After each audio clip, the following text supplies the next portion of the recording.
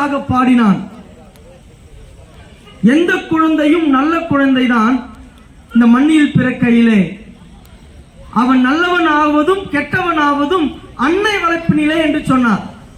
எங்கள் வேதம் சொல்லுகிறது, இந்த உலகத்தில் பிறந்த அனைவரும் பாவிதான், நிற்கிற நான் பாவிதான், இந்த உலகத்தில் பிறந்த அனைவரும் பாவிகள் என்று இந்த வேதம் சொல்லுகிறது. இந்த உலகத்தில் மனிதன் பாவம் செய்ததினாலே பரிசுத்தமான கடவுளை நாம் சேருவதற்கு இயலாமல் போய்விட்டது என்று வேதம் சொல்லுகிறது. மனிதன் பாவம் செய்ததினால் கர்த்தரை தரிசிக்க முடியாமல் போய்விட்டது என்று வேதம் சொல்லுகிறது. அருமையானவர்களே, இந்த காலை வேலை, இந்த இரவு வேளையிலே நாங்கள் மிகப்பெரிய நற்செய்தியை சொல்ல வந்திருக்கிறோம். இயேசு ஏன் பிறந்தார் என்றால், வேதம் இப்படியாக சொல்லுகிறது. ஒரு தூதன் வந்து அந்த இயேசுவை பெற்றெடுத்த தாயிடம் சொன்னார். அவள் ஒரு கன்னிகையாக இருந்தார். கன்னிகையே, நீ ஒரு குமாரனை பெறுவாய், அவருக்கு இம்மானுவேல் என்று பெயரிடுவாய் என்று பெயரிட வேண்டும் என்று தூதன் சொன்னான். ஏன் என்று தெரியுமா? இம்மானுவேல் என்றால் தேவன் நம்மோடு கூட இருக்கிறார் என்று அர்த்தம். தேவன் நம்மோடு கூட இருக்கிறார்.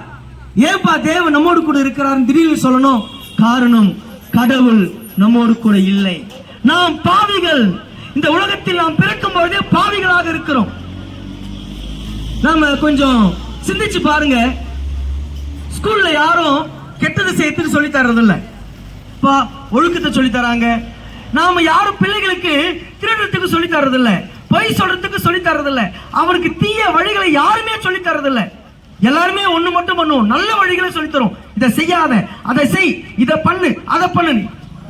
சிந்தித்து பார்த்திருக்கீங்களா?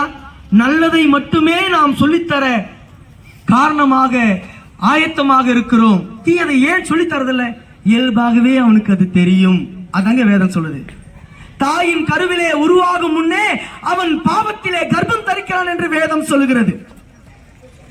அருமையானவர்களே, நீங்கள் சற்று சிந்திக்க வேண்டும். ஏன் என் மகனுக்கு நான் பாவத்தை சொல்லித்தராமலே அவன் தீயதை செய்கிறான்? அவன் பாவத்திலே கர்ப்பம் தரித்திருக்கிறான். அவன் ஜென்ம பாவம் கர்ம பாவத்தினால் நிறைந்திருக்கிறான். இந்த உலகத்தில் நன்மையை சொல்லித் தருவதற்கு நாம் முயல வேண்டும்.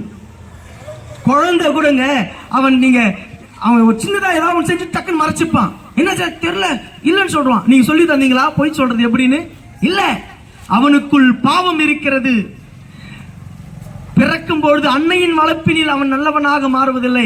ஆனால் இயேசு கிறிஸ்து கன்னியின் வயிற்றில் பரிசுத்தத்தோடு பிறந்தார். அப்படிதான் நாமளும் படைக்கப்பட்டோம். நாம் அந்த பரிசுத்தத்தை இழந்து போனோம். கடவுளோடு கூட இருக்கிற உறவை இழந்து போனோம்.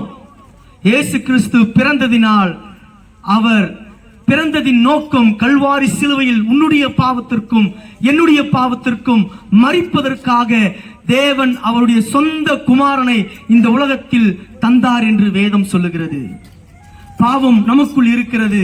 அந்த பாவத்தை போக்குவதற்காக இயேசு இந்த உலகத்தில் பிறந்து, அவர் மரிப்பதற்காக இந்த உலகத்தில் பிறந்து மரணம் அடைந்தார். கல்வாரி சிலுவையில் ரத்தம் சிந்தினார். இன்னைக்கு என் பாவம் எப்படியே போகும்?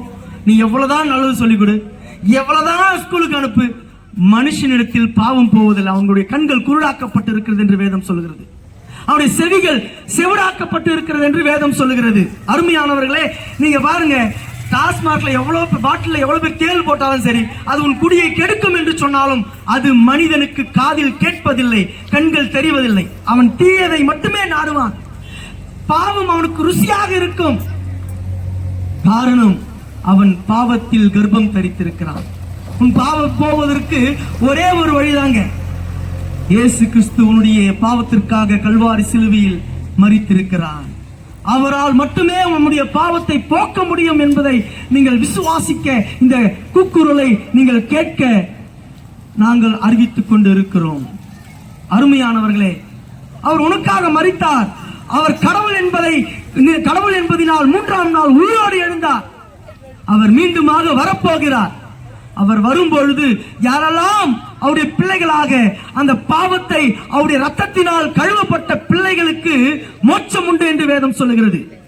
இல்லாவிட்டால் அவளுக்கு நரகம் நரகம் நரகம் என்று வேதம் சொல்லுகிறது. பாவத்தின் சம்பளம் மரணம் என்று வேதம் சொல்கிறது. நித்திய மரணத்தில் நாம் பிரவேசிக்க வேண்டிய நிலை வரக்கூடாது என்பதற்காகவே இதோ இந்த நற்செய்தி. இயேசு கிறிஸ்து உங்களுக்காக, உங்கள் பாவத்துக்காக மரிப்பதற்காக அவர் பிறந்தார். இதோ இந்த வேளையில நாங்கள் கண்களை மூடி ஜெபிக்க இருக்கிறோம். ஒருவேளை இந்த சத்தத்தை கேட்டவர்கள், என்னுடைய பாவம் போக வேண்டும் என்கிற வாஞ்சை உள்ளவர்கள், நீங்கள் இருக்கிற இடத்துல இருந்து ஜெபிக்கலாம். நம்ம இருக்கிறதான போதகர் அவர் நமக்கு ஜெபத்தில்